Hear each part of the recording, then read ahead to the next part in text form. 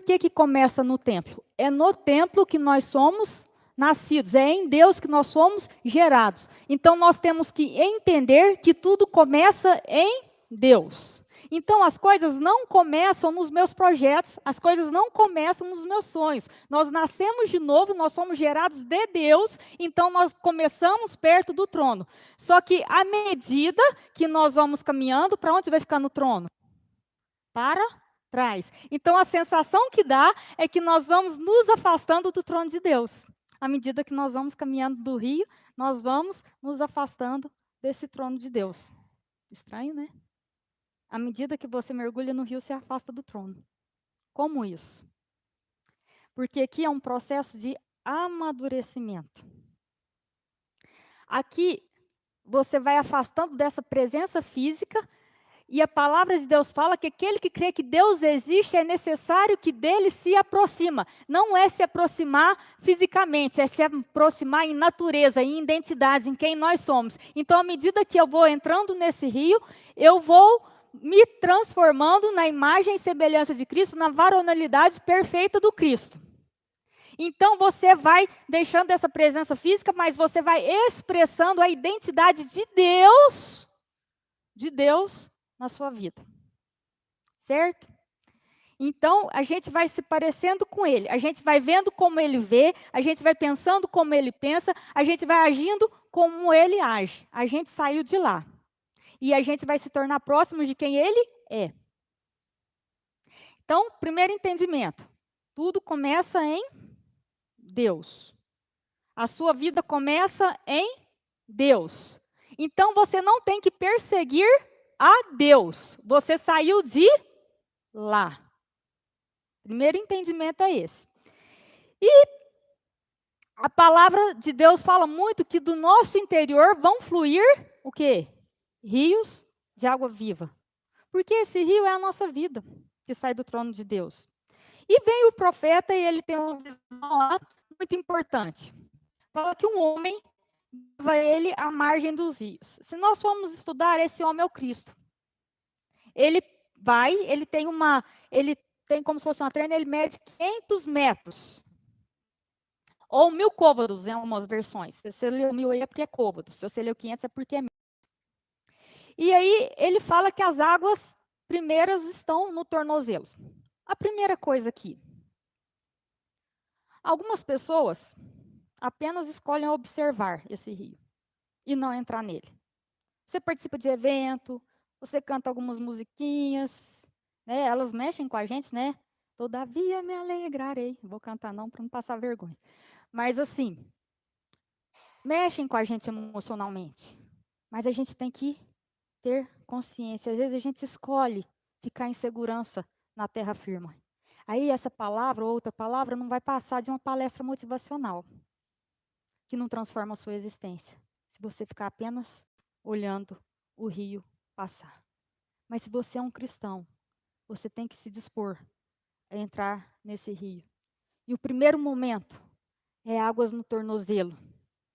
Águas ao tornozelo remete aos pés. Você já viu quando a gente nasce, quando um bebê começa a andar, os primeiros passos dele são bem desequilibrados. Mas é muito interessante quando dá os primeiros passos, os pais filmam, os pais fazem festa, andou. E a palavra de Deus fala que quando um pecador se arrepende, há festa no céu. Significa que Deus celebra os nossos primeiros passos. A nossa decisão de pisar no rio. E às vezes a gente pisa nesse rio, os nossos pés estão empoeirados, doloridos, machucados, sujos pelo pecado. E esse rio começa a limpar os nossos pés, ao ponto de tornar-se formosos os pés daqueles que anunciam as boas novas. Você é limpa ao ponto de começar a proclamar as boas novas. E o tornozelo, ele é responsável pela propulsão, pelo equilíbrio e pelo apoio do peso do corpo. Então, as águas no tornozelo não significam só limpeza, significam fundamentação. Firmados, sustentados, estabelecidos na palavra. Então é nesse momento que você tem controle sobre os seus pés, que você está ali no rasinho, você começa a ter uma fundamentação na palavra. Isso é muito importante, porque senão você pode chegar lá na frente e se afogar. Aqui nós meditamos na palavra e a gente sabe qual é o nosso alicerce, qual é a nossa base. Aqui nós compreendemos de onde nós saímos. Nós compreendemos a verdade de onde a água surge, de onde eu nasci. Nós entendemos que a palavra de Deus não é referente a mim. Eu é que sou referente à palavra de Deus. Ela não é referente a mim, eu que sou referente a ela. Eu saí dela. E aí, olha aqui uma revelação. Estava meditando nisso aqui. Aí a gente entende o Salmo 37. Agrada-te do Senhor e Ele satisfará os desejos do seu coração. Entrega o teu caminho ao Senhor, confia nele, mas Ele fará. E às vezes a gente lê esse texto como se a gente estivesse se esforçando para agradar ao Senhor. Para que a satisfação das nossas carências e das nossas necessidades sejam satisfeitas. E a gente fica lá se esforçando, eu vou agradar do Senhor, porque as minhas carências, as minhas necessidades, os meus problemas, minha área financeira, meu casamento, os meus filhos, vai ser tudo resolvido. E aí, só que aqui, esse não é o entendimento. Sabe qual é o entendimento? Se eu nasci dele, se eu surgi dele, se eu estou firmado nele, os meus desejos estão voltados para a minha origem. Então, não são os meus desejos. São os desejos dele. Então, igreja, não adianta você ficar se esforçando para se agradar do Senhor, no sentido de tentar convencê-lo a resolver as suas carências, as suas necessidades. Mas é você entender que Ele é a sua origem, Ele é o seu princípio, e que independente da nossa carência, independente das nossas necessidades, Ele vai cumprir aquilo que Ele estabeleceu nas nossas vidas. Então eu tenho que entender que eu agrado do Senhor e Ele vai satisfazer os desejos do meu coração, porque eu entrego o meu caminho ao Senhor, eu confio nele e Ele mais fará. Ele me fará chegar à estatura do Cristo, da varonilidade perfeita. Não é um caminho trilhado pela minha carência, mas por aquilo que eu estou me tornando nele. Presta atenção. Não somos nós que manipulamos a palavra para satisfação da nossa carência. Mas é a palavra que tem que nos manipular, a palavra que tem que nos trabalhar para que nós tenhamos, para que nós sejamos como Ele é. E depois de limpos e fundamentados, bem pertinhos lá de Deus, o processo continua. Mas a gente tem que entender que a gente tem que estar fundamentado na nossa origem e na palavra. Não nos nossos desejos, nas nossas necessidades. Porque se nós estivermos fundamentados nos nossos desejos, nas nossas necessidades, a gente vai sempre estar correndo atrás de Deus. E é como se a gente tivesse que chegar até Deus, sendo que nós saímos de lá. E depois vem o homem de Deus, mede mais 500 metros ou mais 1000 côvados. E aí vem, né, até os joelhos. O joelho ele é projetado para cumprir uma série de funções. Apoiar o corpo, ajudar a baixar e levantar o corpo, fornece estabilidade, atua como amortecedor, permite movimentar a perna, torna a caminhada mais eficiente e ajuda a impulsionar o corpo para frente. Se os joelhos estiverem machucados, a gente não consegue andar. Você fala, eu estou com o pé bom. Mas se os joelhos estiverem machucados, a gente não consegue andar. Só que o joelho, ele orienta o movimento. A palavra, além de fundamentar, ela traz orientação. Não no sentido de ir atrás de Deus, você já veio dele. Mas conhecer a orientação que vem dele para você continuar nesse processo de identidade, de se parecer com ele. Se eu não tenho a palavra de Deus como orientação, meus joelhos serão trôpegos. Eles serão vacilantes, eles serão trementes. Você já passou por um susto muito grande? Uma vez eu peguei uma moto, ela que bateu em mim, na verdade. Eu tremia tanto que meu joelho batia um no outro, na hora que eu desci do carro. Eu não conseguia ligar do celular porque o dedo não atingia as teclinhas. Sorte que um amigo meu veio e tomou todas as providências. Não aconteceu nada de grave, graças a Deus. Mas o meu joelho bateu um no outro. Ficou vacilante. Ficou trôpego. Não tem jeito de você andar com os joelhos trôpegos. Trementes, né? E a gente precisa ser orientado para ele. A palavra, ela é para orientar o seu caminho. Você só vai ter vida com Deus se Ele orientar o seu caminho. A sua mobilidade, a sua caminhada tem que ser orientada pela palavra. E é interessante que aqui também diz respeito, os joelhos diz respeito a buscar a presença, uma vida entregue na presença de Deus, humildade, prostração, é com os nossos joelhos que nós dobramos diante de Deus. E aqui a gente precisa se aprofundar mais em oração, se aprofundar, dobrar os joelhos, se render, se entregar à vontade dEle. Você não é nada sem Ele. Não questiona. Não coloca Deus na parede, não. Quantas vezes eu vi gente orando, colocando Deus na parede? Querendo que Ele agrade o coração, baseado nas carências. Só se renda. Não questione. A palavra diz alguma coisa a seu respeito? Obedeça. Então, o calcanhar é a convicção, o fundamento, o joelho é a orientação. Aí fala das águas nos lombos ou na cintura. Tanto o lombo como a cintura é onde a gente coloca a força. A palavra de Deus, ela nos renova, ela nos fortalece, ela traz força. A palavra de Deus não é apenas um romance, uma filosofia, uma ideia. Ela não é uma sugestão para nós. Ela dá um livro de receita que você usa o dia que você quiser. Ela nos torna mais fortes para o enfrentamento. Nós temos que ser nutridos por essa palavra. Há muitos anos atrás eu fiz uma cirurgia. E até hoje, eu tenho que fazer exames periodicamente, praticamente 3 em 3 meses, para ver como é que estão as vitaminas. Muitas vezes eu estou com anemia e eu tenho que tratar vitamina B, ferro, aplicar, muitas vezes.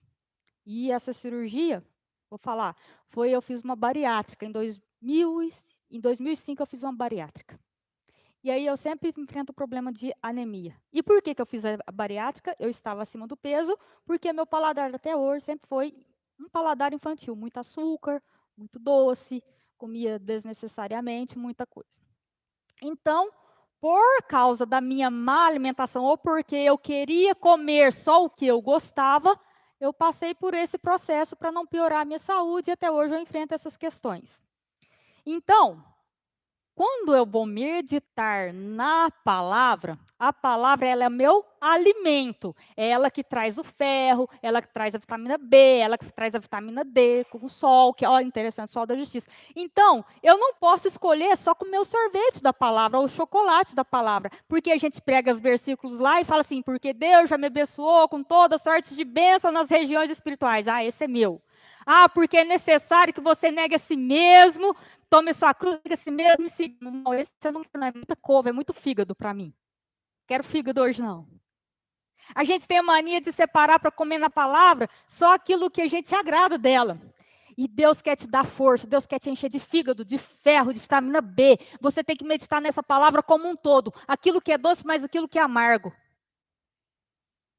Porque tem ferro na comida amarga. Você já viu a couve? Eu gosto de couve, mas tem gente que não gosta. Eu não gostava de couve antes de operar. Eu gosto de couve. Mas ela é um pouco amarga. E ela tem ferro. E às vezes você só quer o sorvete. Às vezes você só quer o chocolate. Às vezes você só quer todas as sortes de bênçãos segundo a sua riqueza em glória. Mas você não quer a cruz de Cristo. É necessário que ela te fortaleça e para isso é necessário que você se alimente dela como um todo. E às vezes a gente está fraco porque a gente não come o que a gente não gosta na palavra. A gente separa. Eu fico pensando naquelas caixinhas de promessa que existem desde a minha infância e adolescência. Nunca vi um versículo ruim lá. Não existe versículo ruim, gente. Mas eu nunca vi um versículo difícil lá.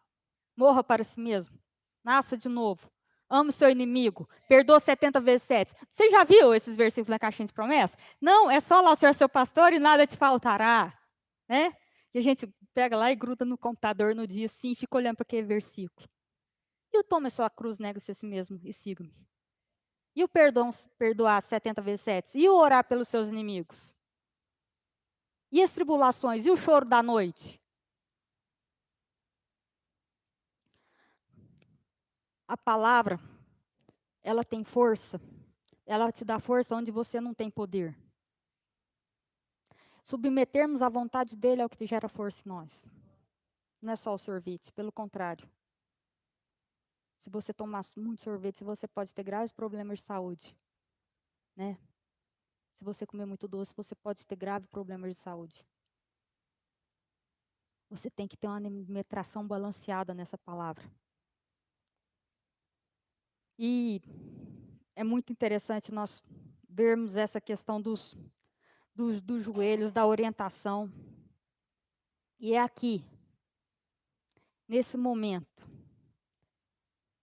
onde fala que os rios, eles cobrem os lombos, né? Eu estava falando dos lombos, que vem a força. É nesse momento que você fundamentou, que você foi orientado, que você tem força. Que eu achei muito interessante, está aqui no meu esboço.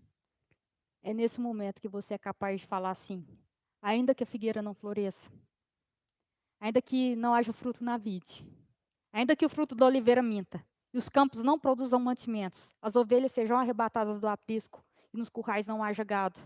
Todavia, contudo, porém, mais, eu me alegro no Senhor, exulto no Deus da minha salvação.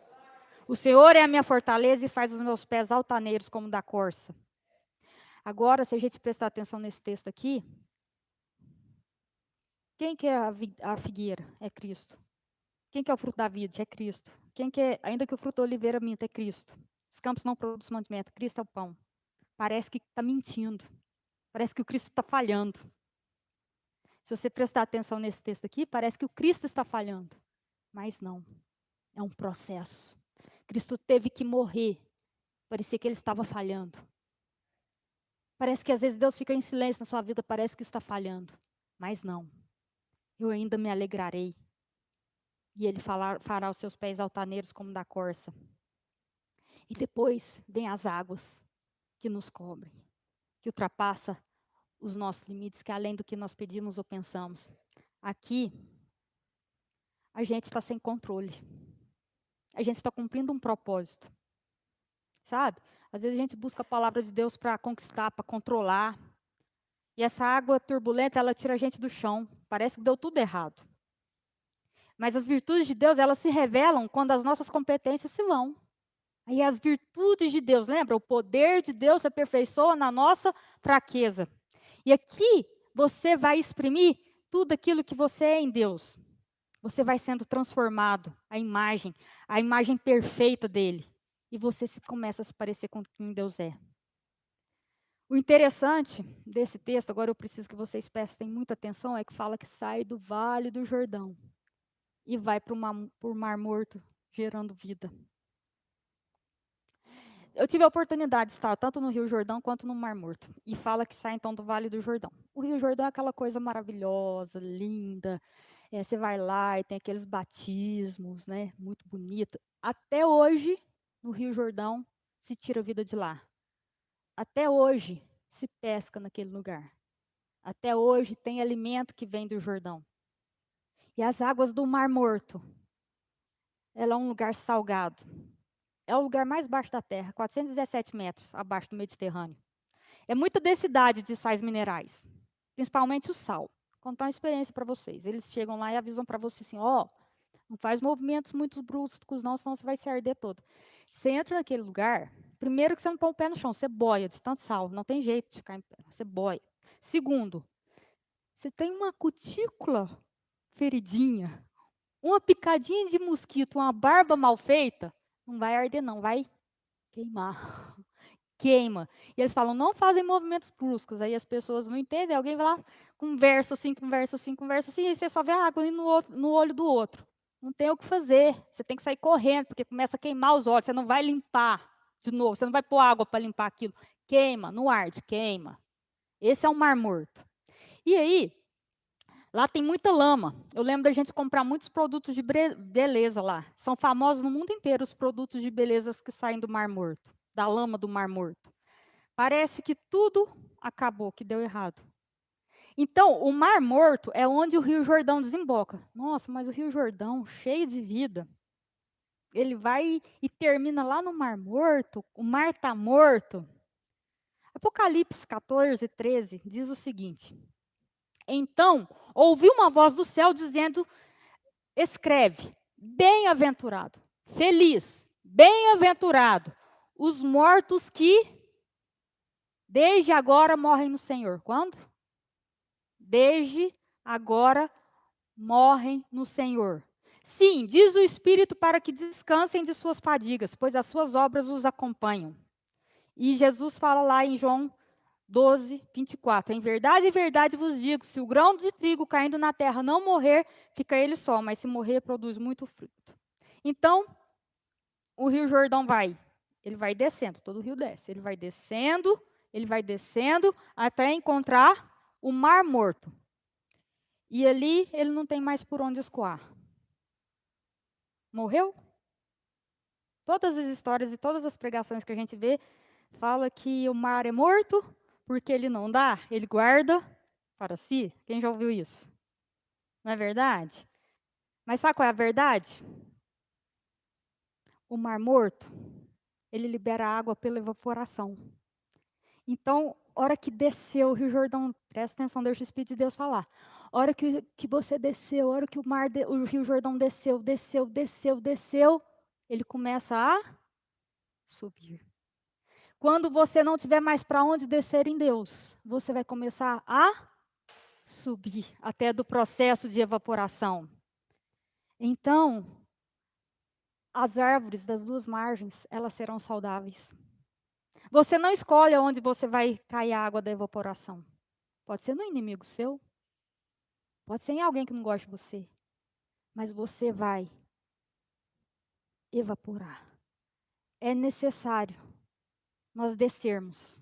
É necessário nós morrermos como um grão de trigo. Às vezes aquela água está nos levando, e a gente está meio que afogando e chega lá no Mar Morto. É necessário nós descermos para que nós possamos subir. Quando não há mais a possibilidade de nós compartilharmos, a gente muda de estado, de condição. A água vira vapor. Eu fico olhando o Salmo 23. E às vezes a gente acha que Deus nos protege. Quero falar que Deus não nos protege, Ele nos dá segurança. Salmo 23. O Senhor é meu pastor e nada me faltará. Quem me faz deitar? Deitar me faz em verdes pastos. Guia-me às águas tranquilas. Quem que está guiando? Quem está guiando? Deus. Eu sou ovelha, né? E Deus vem e me faz deitar, me põe na água, me dá pasto. Então por que eu vou passar pelo vale da sombra da morte?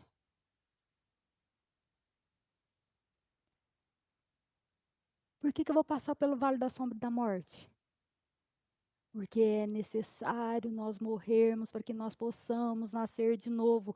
E aí tem a segurança. Vou falar aquelas frases que a gente sempre fala: Deus não livrou Daniel da cova dos leões, Deus livrou Daniel na cova dos leões. Deus não vai te livrar de muitas coisas. Você vai passar pelo vale da sombra e da morte na sua vida. Todo mundo tem momento de vale de sombra da morte, mas é que para que você seja transformado no seu entendimento, é para que você tenha essa identidade de Cristo. E é interessante que Cristo morreu ovelha e nasceu cordeiro. Você deixa de ser ovelha e passa a ser cordeiro. E aí, você vai e se assenta na mesa preparada por quem? Pelo Pai. Na presença dos nossos adversários. Aí eu saí com a Bruna quinta-feira e ela me lembrou de uma coisa que eu fiz aqui e eu quero fazer de novo. Eu quero chamar a Bruna e o Eliel aqui na frente para me ajudar.